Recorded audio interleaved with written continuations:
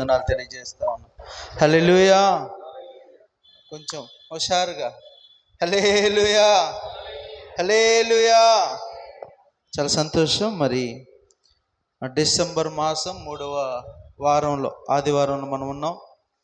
మరి చాలా సంతోషమైనటువంటి విషయం ఏంటంటే ఆరోగ్యంగా ఉన్నాం. ఎలా ఉన్నామండి? చాలా చక్కటి ఆరోగ్యంగా ఉన్నాం. ఆ కృపను దయచేసిన దేవుడు మనకు తోడుగా ఉన్నాడు. ఆమేన్, హల్లెలూయా. మరి కొద్ది నిమిషాలు దేవుని వర్తమానంలోకి వెళ్దాం. మరి నాకు ఈ సమయాన్ని ఇచ్చినటువంటి దైవ సేవకులు రమేష్ బాబాయ్ గారికి నా హృదయపూర్వక వందనాలు తెలియజేస్తూ ఉన్నాను. అలాగే సంఘ విశ్వాసులందరికీ కూడా నా వందనాలు తెలియజేస్తూ నా ఈ వర్తమానాన్ని నేను ప్రారంభం చేస్తూ ఉన్నాను. రోమిలకు రాసిన పత్రిక 8వ అధ్యాయము 35వ వచనం. రోమిలకు రాసిన పత్రిక 8వ, క్రీస్తు ప్రేమ నుండి మనలను ఎడబాపువాడు ఎవడు. చాలు. హల్లెలూయా, హల్లెలూయా. ఒక చిన్న ప్రార్థన చేసుకుందాం. దయచేసి కళ్ళు మూసుకుందాం. పరిశుద్ధుడా, గనుడా, నీ ఘనమైన పాదాలకు వందనాలయ్యా. ఇదిగో తండ్రి, ఈ ఆదివార దినములో నీ వర్తమానమును నేను అందిస్తుండగా వింటున్నటువంటి నీ ప్రియులకు హృదయ శుద్ధిని కలుగజేయమని, ఆ మాటల ద్వారా హృదయంలో ఉన్నటువంటి కుళ్ళు కపటమును తీసివేసుకొని ఇదిగో మీ ప్రేమ నుండి వైదొలగకుండా ఉండుటకు సహాయము చేయమని యేసు పునరుద్ధాన జీవము కలిగిన నామములో అడుగుతున్నాను తండ్రి. ఆమేన్, హల్లెలూయా. ఈ యొక్క మాటలో మనం జ్ఞాపకం చేసుకుంటే, క్రీస్తు ప్రేమ నుండి మనలను ఎడబాపువాడు ఎవడు. ఎవరుంటారండి? యేసయ్య ప్రేమ నుండి మనల్ని విడదీసే వాళ్ళు ఎవరుంటారు అని అంటే, మన లోపల ఉన్నటువంటి లోక ఆశలను పుట్టించేటువంటి అపవాది ద్వారా ఉంటుంది. అది దేవునికి స్తోత్రం, హల్లెలూయా. ఇది అక్కడెక్కడో అపవాది ఉన్నాడు, ఆడి దగ్గరికి మనం వెళ్ళడం కాదు. ఆడే మనలో ఉంటాడు. వాడే మనలో నుంచి మన ప్రభువును, మన ప్రభు యొక్క కృపను దూరం చేస్తాడు. దేవునికి స్తోత్రం. అయితే ఇక్కడ కొంతమందిని నేను బైబిల్లో మీకు పరిచయం చేయాలి. ఎందుకంటే యోబు గ్రంథంలో 1వ అధ్యాయము 9వ వచనంలో మనం చూసుకున్నట్లయితే చూడండి. యోబు 1వ అధ్యాయం 9వ వచనం.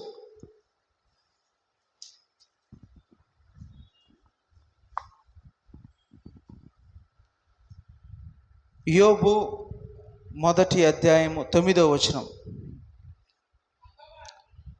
కాదు అని అడుగగా అపవాది, యోబు ఊరకయే దేవుని యందు భయభక్తులు కలవాడాయన. దేవునికి స్తోత్రం, హల్లెలూయా. ఇక్కడ అపవాదిగాడు ఏం చేస్తున్నాడంటే, ఒక వ్యక్తిని, విశ్వాసముతో ఉన్నటువంటి వ్యక్తిని, దేవుని యందు నమ్మకము కలిగిన వ్యక్తిని ఏం చేస్తున్నాడు? ఇదిగో ఆయన ఊరికనే నిన్ను ఆరాధించట్లా, ఆయన ఊరికనే నీతో ఉండట్లా. నువ్వు ఇన్ని సిరి సంపదలు ఇచ్చావు, ఇంత గొప్ప ఆశీర్వాదం ఇచ్చావు, కాబట్టి నిన్ను ఆయన కొనియాడుతున్నాడు. ఇవన్నీ తీసేయి. ఒక్కసారి జ్ఞాపకం చేసుకుంటాడేమో చూద్దాం. అయితే యోబు ఏ స్థితిలోనైనా దేవుణ్ణి మరవలేదండి. దేవునికి స్తోత్రం, హల్లెలూయా. చూడండి, తనకున్నటువంటి ఆస్తి, తనకున్నటువంటి సంపద, తనకున్నటువంటి పేరు ప్రఖ్యాతులు అన్నీ కోల్పోయాడు. అన్నీ కోల్పోయినా కూడా దేవుణ్ణి స్తుతించడం మొదలుపెట్టాడు. ఇక్కడ దేవునికి ఎవరైతే దగ్గరగా ఉంటారో, ఏ స్థితిలో అయినా దేవుణ్ణి ఎవరైనా ప్రేమిస్తారో, నీవు ఏది కోరుకుంటావు అది దేవునికి ఇస్తాడు. దేవునికి స్తోత్రం, హల్లెలూయా. ఇక్కడ యోబు, నా సంపన్న స్థితి కోల్పోయానే, నాకున్నటువంటి ఆరోగ్యం కోల్పోయానే, నా కుటుంబీకులను కోల్పోయానే, నా స్నేహితులు కోల్పోయానే, ఇక దేవుడు ఎక్కడున్నాడు? దేవుడు లేడు, దేవుడు నాకొద్దు అని అన్నా. ఎవరున్నా ఎవరో లేకున్నా, తనతో ఆస్తి ఉన్నా లేకపోయినా, ఐశ్వర్యంలో అనుభవం ఉన్నా లేకపోయినా, నాకు దేవుడు ఉంటే చాలు, ఆయనతో నాకు మేలు. దేవునికి స్తోత్రం, హల్లెలూయా. యోబు అలా దేవుణ్ణి వెంబడించాడండి. ఈరోజు మనం ఏ స్థితిలో దేవుణ్ణి ఆరాధించగలుగుతున్నాం? అసలు ఆరాధించడానికి కూడా ఇష్టపడట్లా, విమర్శించడానికే ఇష్టపడుతున్నాం. ఏదో చిన్న మనస్పర్ధలు వస్తే మనం ఇంత పొడుగున మనిషికి భేదాభిప్రాయాలు వచ్చేసి ఇక వారికి మనము ఇక చచ్చిపోయేంత వరకు శత్రుత్వం పెంచుకుంటున్నాం. కానీ నేను ఒకటి చెప్తా ఉన్నాను, దేవుడు శత్రుత్వం పెంచుకున్న వారిని కానీ, ఎవరైనా శత్రువుల్ని నువ్వు ఇంకా శత్రువుగా చూస్తే కానీ దేవుడు నిన్ను ప్రేమించడు. దేవుడు ఎప్పుడు ప్రేమిస్తాడో తెలుసా? నీ శత్రువును నువ్వు ప్రేమించినప్పుడే. దేవునికి స్తోత్రం, హల్లెలూయా. నీ శత్రువును నువ్వు ప్రేమించగలగాలి. దేవుని వాక్యం తెలియజేస్తూ ఉంది కదా, నువ్వు నన్ను ప్రేమించినట్లే నీ శత్రువుని ప్రేమించాలి. లేదు నన్ను ప్రేమించట్లేదా, నిన్ను నువ్వు ఎంత ప్రేమించుకుంటున్నావో నీ ఎదుట ఉన్న నీ శత్రువుని అంతే ప్రేమించాలి. ఇక్కడ యోబు తన స్థితిగతులు మారిపోతున్నా, తన స్థితిగతుల్లో ఉన్నటువంటి మార్పులు చూస్తూ ఉన్నా, కానీ యోబు అంటున్నాడు, దేవా ఇదిగో నా దేవుడువు నీవే, నీవు మాత్రమే నన్ను ఈ ఆపద నుండి, నీవు మాత్రమే నాకు వచ్చిన ఈ ఉపద్రవం నుండి తప్పించగలవు. దేవునికి స్తోత్రం, హల్లెలూయా. తన భార్య నిందించింది, ఏం చేశాడు దేవుడు? పిల్లలు నిందించారు, ఏం చేశాడు దేవుడు? స్నేహితులు నిందించాడు, ఏం చేశాడు దేవుడు? నాకు ఏం చేసినా చేయకపోయినా ఈ ప్రాణాన్ని ఉంచాడు నా దేవుడు. దేవునికి స్తోత్రం, హల్లెలూయా. ఈ ప్రాణము కొన ఊపిరి ఉన్నంత వరకు నా దేవుని ఎదుట నేను సాక్షిగా నిలబడతాను అన్నాడు యోబు. దేవుడు నిలబెట్టాడు యోబుని. దేవునికి స్తోత్రం, హల్లెలూయా. ఈరోజు మీ జీవితాల్లో కూడా ఎన్నో నిందలు వస్తాయి, ఎన్నో అవమానాలు వస్తాయి. ఎంతోమంది మనకి నచ్చకపోవచ్చు, లేకపోతే మనము వాళ్ళకి నచ్చకపోవచ్చు. మనము మనుషులకు కాదు నచ్చాల్సింది, మనము మనుషుల్ని కాదు మరి ప్రేమించాల్సింది. దేవుణ్ణి ప్రేమిస్తే, దేవుని వాక్యాన్ని ప్రేమిస్తే, ఎన్ని నిందలు వచ్చినా, ఎన్ని అవమానాలు వచ్చినా నీలో ఒక నిరీక్షణ ఉంటుంది. ఆ నిరీక్షణ యోబుకి ఇచ్చాడు, ఆ నిరీక్షణ నీకు ఉండాలి. దేవునికి స్తోత్రం, హల్లెలూయా.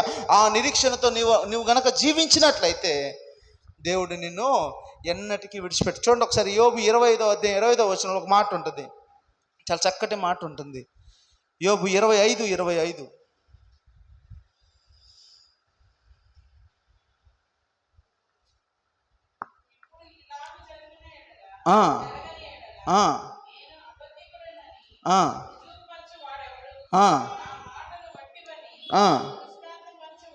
ఎవడు? 28 చదవండక, 28.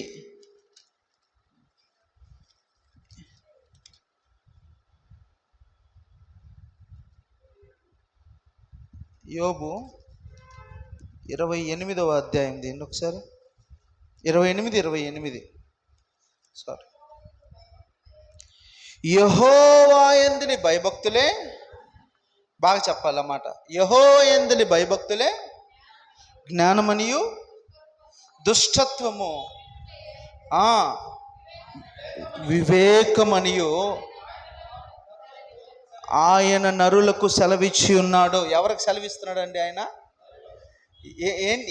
మనకేం కలుగుతుంది?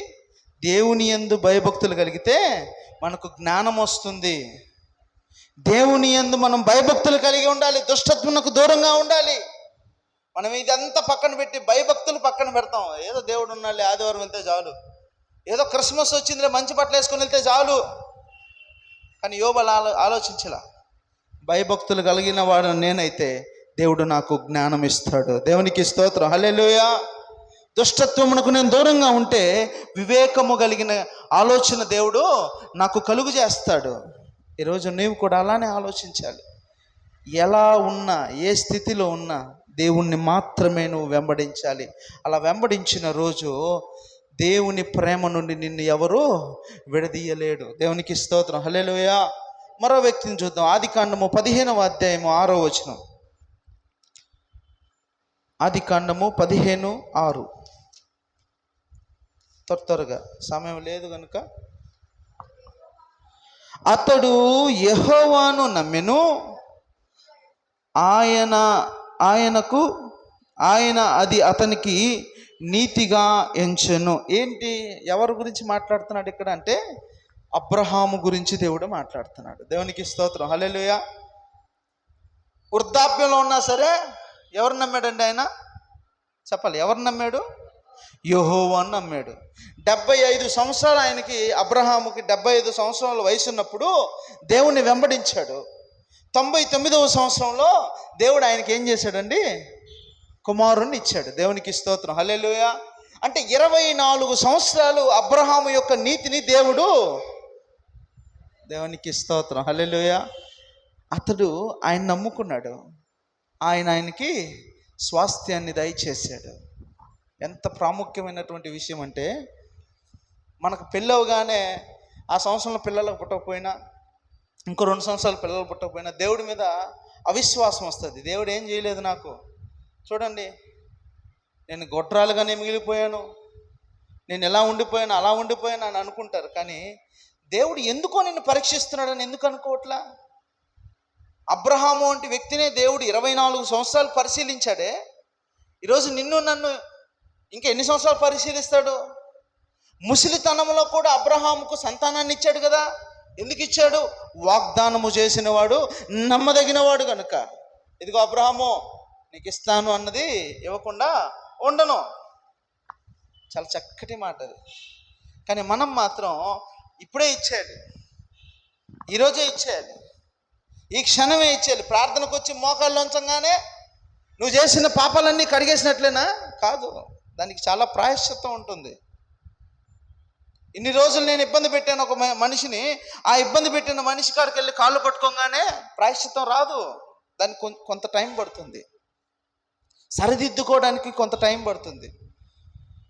అబ్రహామును కూడా దేవుడు సరిదిద్దుకోవడానికి 24 సంవత్సరాల సమయాన్ని ఇచ్చాడు.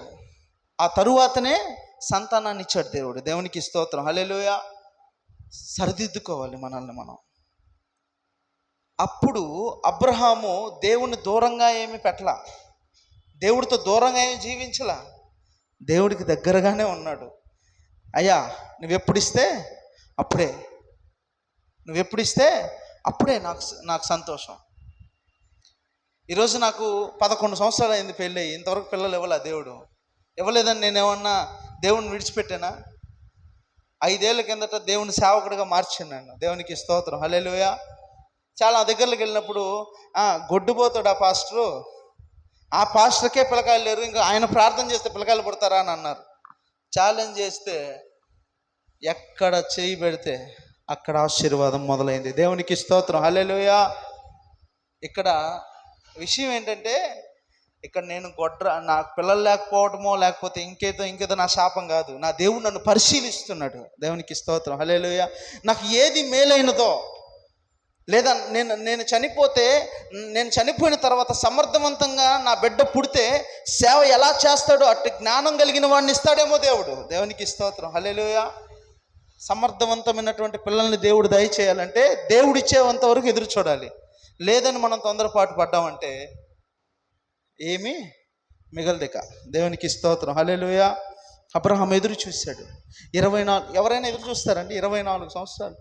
75 ఏళ్ళు అంటేనే వృద్ధాప్యం, ఇక 99 సంవత్సరం అంటే ఇంకెలా ఉంటుంది? మనోళ్ళు 60 ఏళ్ళు దాటంగానే చేతులు కాళ్ళు వణకుతాయి కదా. కానీ దేవుడు ఏం చేశాడు?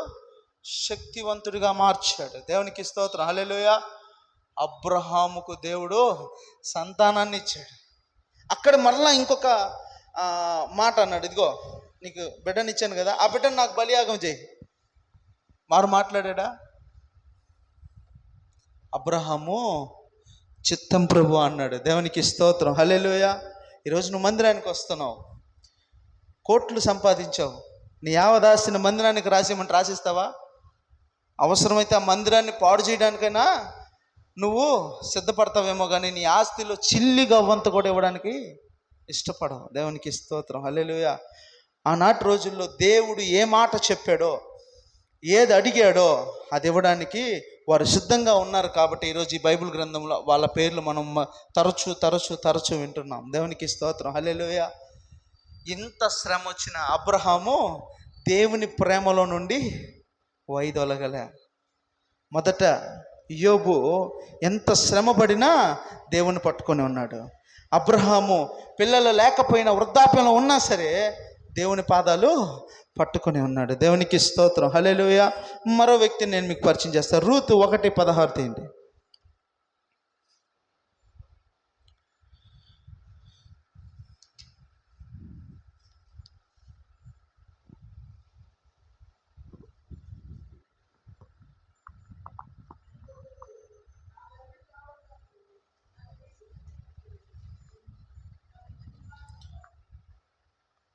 అందుకు రూతు, నా వెంబడి రావద్దనియు నన్ను విడిచి పెట్టమనియు నన్ను బ్రతిమాలు కొనవద్దు.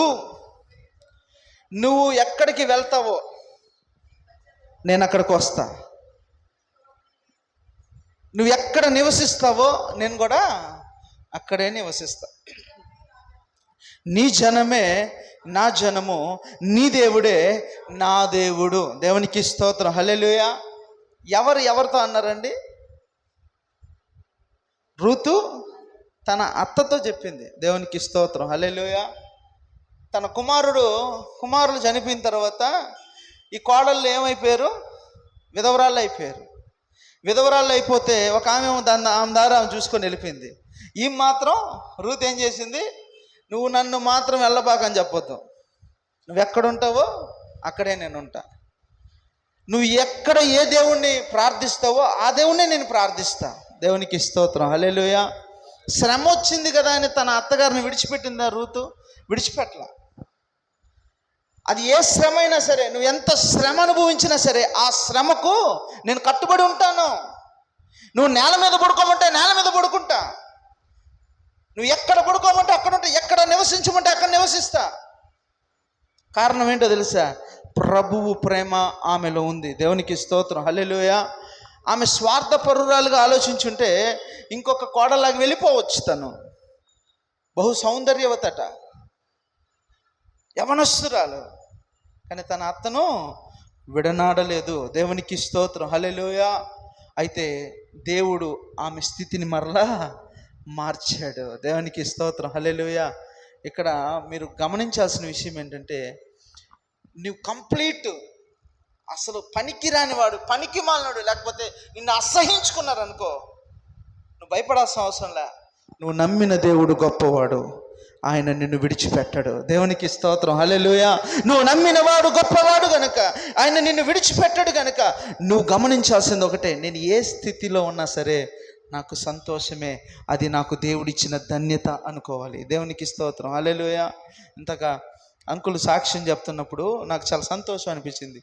ఏంటంటే అక్కడ మీరు గమనించాలి, ఆయన రిటైర్మెంట్ అయిపోయారు, అంత అయిపోయింది, మరలా దేవుడు గణపరుస్తున్నాడు. దేవునికి స్తోత్రం. హల్లెలూయా. ఇక్కడ పదవిలో ఉన్నప్పుడు కాదు గౌరవం రావాల్సింది, పదవిలో లేనప్పుడు రావాలి గౌరవం. అది దేవుడిచ్చేటువంటి ఘనత. దేవునికి స్తోత్రం. హల్లెలూయా. ఏ స్థితిలో అయినా నువ్వు దేవుని గణపరచగలగాలి. ఒక చిన్న చాక్లెట్ నీకు ఎవరైనా ఇచ్చారా? అది దేవుడిచ్చిందే అనుకోవాలి. మొన్న ఇటీవల ఇక్కడ కింద పాస్టర్ గారితో మాట్లాడడానికి వచ్చినప్పుడు 2 బిస్కెట్ ప్యాకెట్లు కొన్నాను నేను. ఒక బిస్కెట్ ప్యాకెట్ లోపల తిన్నాను, ఒక బిస్కెట్ ప్యాకెట్ బండిలో పెట్టా. ఆ దారిలో వెళ్తూ ఉన్నా. నేను వెళ్తూ ఉంటే ఈ మన వీళ్ళు ఉన్నారు కదా, ఇజ్రాయలు అడుక్కునే వాళ్ళు ఉంటే నేను పిలిచి ఆ బిస్కెట్ ప్యాకెట్ ఇచ్చా. అక్క ఇదిగో ఈ బిస్కెట్ ప్యాకెట్ తిన్నాను.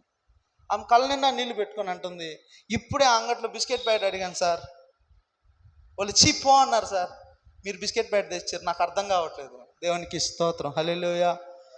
ఎక్కడ నీకు అవమానం జరిగినా నువ్వు బాధపడాల్సిన అవసరంలే, దేవుడు దయచేస్తాడు. హల్లెలూయా.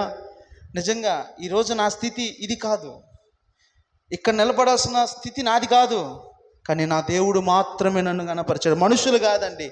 మనుషుల వల్ల అయితే నేను ఎప్పుడో విఫలమైపోయి పెట్టాపేడ సర్దుకొని మళ్ళీ బ్యాక్ టు రౌడీజంలోకి వెళ్ళిపోవాలి. కానీ నా దేవుడు నన్ను పట్టుకున్నాడు. ఆయన పట్టుకున్నాడు కనుకనే తన బాహువులాగా నన్ను వాడుకుంటున్నాడు. దేవునికి స్తోత్రం. హల్లెలూయా. ఇక్కడ గమనించాల్సింది ఏంటంటే, ఆ రూతు జీవితం అయిపోయింది అనుకున్నా కూడా మొదలుపెట్టాడు దేవుడు ఆమె తీసుకున్నటువంటి నిర్ణయాన్ని బట్టి. దేవునికి స్తోత్రం. హల్లెలూయా.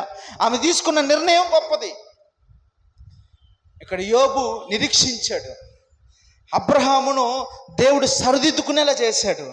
రూతు నిర్ణయం తీసుకుంది, ఆ నిర్ణయం మీద నిలబడింది. దేవునికి స్తోత్రం. హల్లెలూయా. దేవుని ప్రేమ నుండి వైదొలగలేదు. ఎంత గొప్ప విషయం. మరొక వ్యక్తిని నేను మీకు పరిచయం చేస్తాను. చూడండి, దానియేలు గ్రంథం చూడండి, 3వ అధ్యాయము.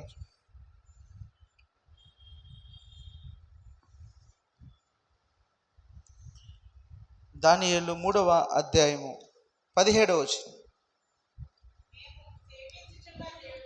మేము సేవించుచున్న దేవుడు మండుచున్న వేడిమి గల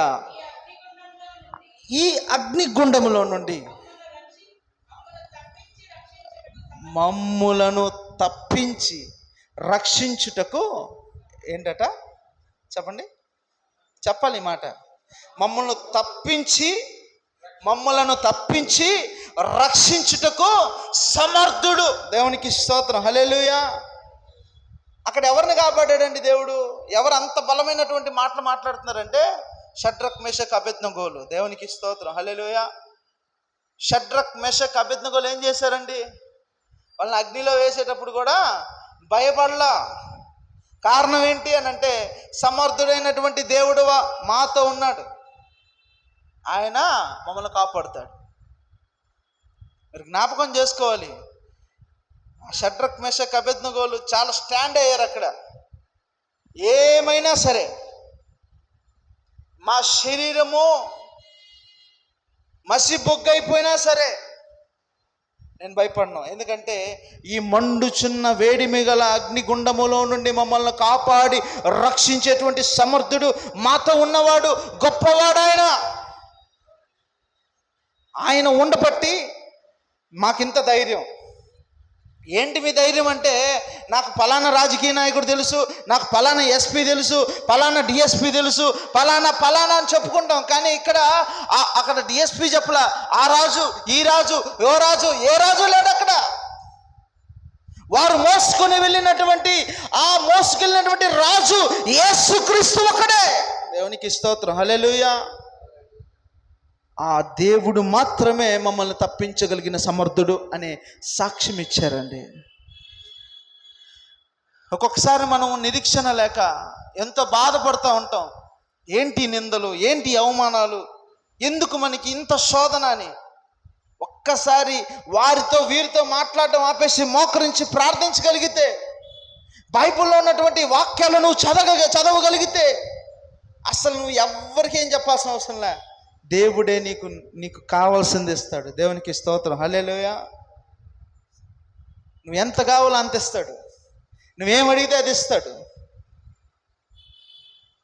ఒక పాటలో చెప్తారు, ముసలమ్మ ముచ్చట్లు పక్కన పెట్టి పరిశుద్ధ గ్రంథమును చేతబట్టాలంట. మనం అది మాత్రం పట్టాం. ఇది ఎక్కడ ఉంటుందంటే, మీకు చాలాసార్లు చెప్పి ఇక్కడికి వచ్చినప్పుడు, ఇది ఆదివారం మాత్రం మన చేతిలో భద్రంగా ఉంటుంది, తర్వాత అంతా ర్యాకుల్లో ఉంటుంది. అందుకు కాదు ఈ గ్రంథాన్ని ఇచ్చింది. ఈ గ్రంథాన్ని నీ చేతికి ఎందుకు ఇచ్చారో తెలుసా? నిన్ను ఓదార్చడానికి. నువ్వు గాడి తప్పుతున్నావేమో, నువ్వు నీ జీవితాన్ని వంకర మార్గంలోనికి నడిపించుకుంటున్నావేమో, ఆయనకు అది ఇష్టం లేదు. ఈ గ్రంథం నీకు గుర్తు చేస్తుంది నువ్వు ఎలా బ్రతకాలో. ఈ గ్రంథం నీకు గుర్తు చేస్తుందండి నువ్వు ఎలా జీవించాలో. ఈ గ్రంథం ఒక్కటే చెబుతుంది, మరి ఏది చెప్పదు. పూర్వంలో ఎవరికి నాగరికత అనేది తెలియదు. మంచి దుస్తులు వేసుకోవడం తెలియదు, మంచి చెప్పులు వేసుకోవడం తెలియదు, మంచి కలద్దాలు పెట్టుకోవడం తెలియదు, స్టైల్గా నడవడం తెలియదు. ఇవన్నీ ఎక్కడి నుంచి వచ్చాయో తెలుసా? బైబిల్లో నుండే వచ్చాయి. దేవునికి స్తోత్రం, హల్లెలూయా. మనం బైబిల్ని క్షుణ్ణంగా చదవగలిగితే ఇప్పుడు వచ్చే సమస్యలు కూడా మనకి దీనిలో కనపడతాయి. ఆ రోజు షడ్రక్ మెషక్ అబేద్నెగోలను అగ్నిలో వేసేదానికి ప్రధాన కారణం ఏంటో తెలుసా? వారు చేసిన ప్రతిమను మొక్కలేదనే. ఈరోజు మన పరిస్థితులు ఎలా ఉన్నాయి?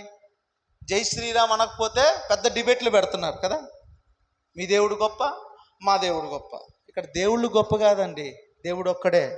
నీ హృదయంలో శుద్ధి లేకపోతే, నీ హృదయ శుద్ధి లేని వాడు నావాడు కాదని దేవుని వాక్యం చెప్తా ఉంది. నీ హృదయము శుద్ధీకరించకపోతే నువ్వు ఎన్ని డిబేట్లు పెట్టుకున్నా, ఎంతమంది దగ్గరికి వెళ్ళి నా దేవుడు గొప్పని నువ్వు డప్పు కొట్టుకున్నా దేవుడు గొప్ప అయిపోడు. ఈరోజు దేవుని మాటలను కూడా ఎలా చేస్తున్నారంటే, చాలామంది వాళ్ళకి నచ్చినట్లుగా ఎవరికి నచ్చినట్లుగా వాళ్ళు వాక్యాన్ని పెట్టుకుంటున్నారు. కాదు, నువ్వు క్షుణ్ణంగా చదవగలిగితే ఇప్పుడు జరిగే పరిస్థితులను బట్టి, మీరు నమ్ముతారు నమ్మరు, మన ప్రకటన గ్రంథంలో ఉంటుంది ఒక మాట, ఖచ్చితంగా ముద్ర అనేది రాబోతూ ఉంది. ఆ ముద్ర ఉన్నవాడికే ఏదైనా, ఆ ముద్ర లేకపోతే వారికి ఏది దక్కదు. మనిషిని తినే రోజులు రాబోతున్నాయి. ఎక్కడైనా మారకపోతే ఈ అంత్యకాల దినములో మనం ఉన్నాం. ఒక గొప్ప నిర్ణయం తీసుకోవాలి. మన జీవితంలోకి ఎన్నో క్రిస్మస్లు వచ్చాయి. 2024 అంతా నువ్వు ఎటువంటి దౌర్భాగ్య జీవితాన్ని జీవించావు? ఏ స్థితిలో ఉన్నావు? ఎన్నిసార్లు అవమానపడ్డావు? ఎన్నిసార్లు తృణీకరించబడ్డావు? ఎన్నిసార్లు నిన్ను అందరూ అవమానించారు? ఇంత జరిగినా, ఇన్ని అవమానాలు జరిగినా నువ్వు ఇంకా ఇంకా ఇంకా ఇంకా నమ్మకంగా ఉన్నావు. దేవుని పట్ల నీకున్నటువంటి విశ్వాసము, ఆయన నిన్ను చూస్తున్నాడు, నిన్ను నడిపిస్తాడు. దేవునికి స్తోత్రం, హల్లెలూయా. ఒప్పుకోగలిగినటువంటి మనసు ఉండాలి. నేను ఈ తప్పు చేశాను, నేను ఈ పాపం చేశాను. కొంతమంది బహిర్గంగా చెప్తారు పలానోడు ఇది చేశాడని. అలా ఎవరైనా చెప్తే మనం స్వీకరించాలి. ఎందుకంటే నిజము ఎదుటి వాడికి మనం శత్రువుని చేస్తుందట. దేవునికి స్తోత్రం, హల్లెలూయా. అక్కడ శత్రువుని చేసిందండి. షడ్రక్ మేషక్ అబేద్నెగోలను ఏం చేసింది? శత్రువుని చేసింది.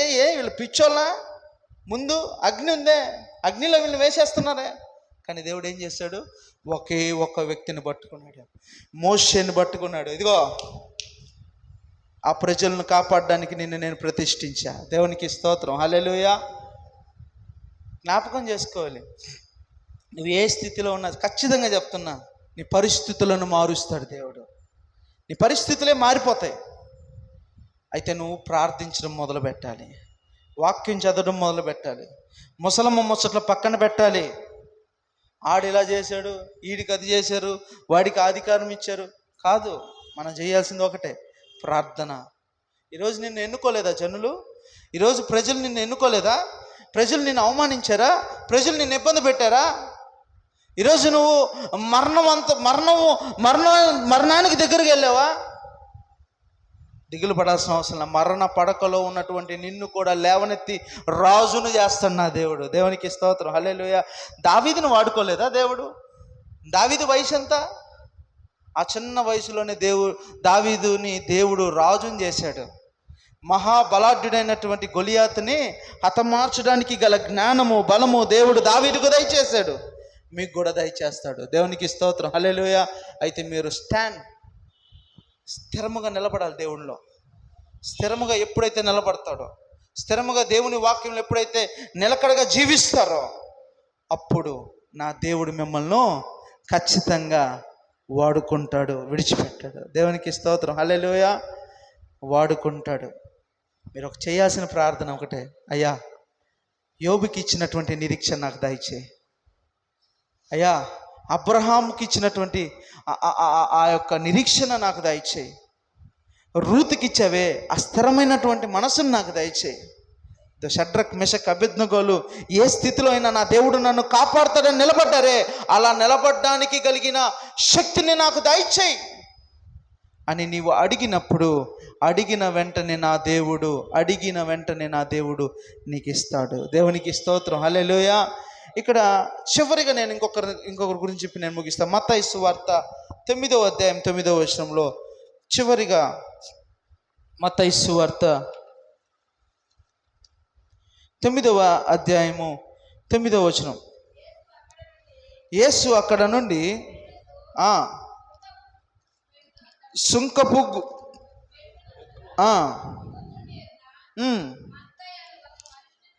మత్తయి అని ఒక మనిషిని చూసి, నువ్వు నన్ను వెంబడించు అని అతనితో చెప్పగా, అతను లేచి ఆయనను వెంబడించెను. దేవునికి స్తోత్రం, హల్లెలూయా. ఈ చివరి మాట మనందరికీ అండి. మనకి ఎన్ని పనులున్నా మన ఉద్యోగం గొప్పది కాదు, మన ఉద్యోగము మన సంపద గొప్పది కాదు. ఈరోజు నువ్వు సంపద గురించి ఆలోచిస్తున్నావేమో. చచ్చిపోతే సంపద ఏమైపోతుంది? నువ్వు చచ్చిపోతే నీ ఉద్యోగం ఎవరికి ఇస్తాడో తెలుసా? తెలీదు. ఒకటే, నా దేవుడు అక్కడ మత్తయిని ఇలా పిలిచాడు. మత్తయి ఆడ పని చేస్తూ ఉన్నాడు, పనిని విడిచిపెట్టి దేవుని వెంబడించాడు. లేదయ్యా నా డ్యూటీ అయిపోయిన తర్వాత వస్తానేసయ్యా అన్నాడా? నా డ్యూటీ అయిపోయిన తర్వాత, నా పని అయిపోయిన తర్వాత నేను వస్తాను, ఎందుకంటే ఇదే నా జీవనాధారం కనుక, ఇది లేకపోతే నేను బ్రతకలేనయ్యా అని అన్నాడా? అలా మారు మాట్లాడలా. ఇదిగో ఆయన వెంటనే నడుచుకుంటూ వెళ్ళిపోయాడు. దేవునికి స్తోత్రం, హల్లెలూయా. దేవుడు ఎప్పుడు పిలుస్తాడో తెలియదు, ఎప్పుడు ఆయన వెంబడ నిన్ను నడిపించుకుంటాడో తెలీదు. నువ్వు సిద్ధంగా ఉండాలి. దేవునికి స్తోత్రం, హల్లెలూయా. సిద్ధపడ్డాడు మత్తయి, నువ్వు కూడా సిద్ధపడగలగాలి. నువ్వు సంపాదించే సంపాదన దేనికి పనికిరాదు. ఉన్నంతకాలం అనుభవిస్తామేమో, చచ్చిపోయిన తర్వాత నిన్ను గుంటలో పెట్టి ఆ గుంట పైన నీకు ఒక పేరు వేస్తారు, పలానా బట్ట శశికాంత్ అనేసి, ప్రభువు నందు మృతి నందిన వాడు ధన్యుడు. వీడు చేసిన పాపాలన్నీ పక్కన పెట్టేస్తారు, ధన్యుడు అయిపోయాడు వీడు. అక్కడ ఉంటాడు, మధ్యాకాశం మీద కూర్చొని ఏలాడుతూ ఉంటాడు. ఎందుకు? నాకు ముందు పోయిన వాళ్ళు ఉంటారు కదా తీర్పులో. దేవునికి స్తోత్రం, హల్లెలూయా. చూడండి, నీ ప్రాధాన్యత దేవుని కొరకు ఉండాలి. దేవుడు ఎప్పుడు పిలుస్తాడో తెలియదు, దేవుడు ఎప్పుడు నిన్ను నా వెంబడ నడు అని చెప్తాడో తెలియదు. నువ్వు సిద్ధపడాలి. సిద్ధపడిన వాడిని దేవుడు ఖచ్చితంగా ఆశీర్వదిస్తాడు. దేవునికి స్తోత్రం, హల్లెలూయా. అక్కడ మత్తయ్య వెళ్ళిపోయాడంటే కారణం ఏంటో తెలుసా?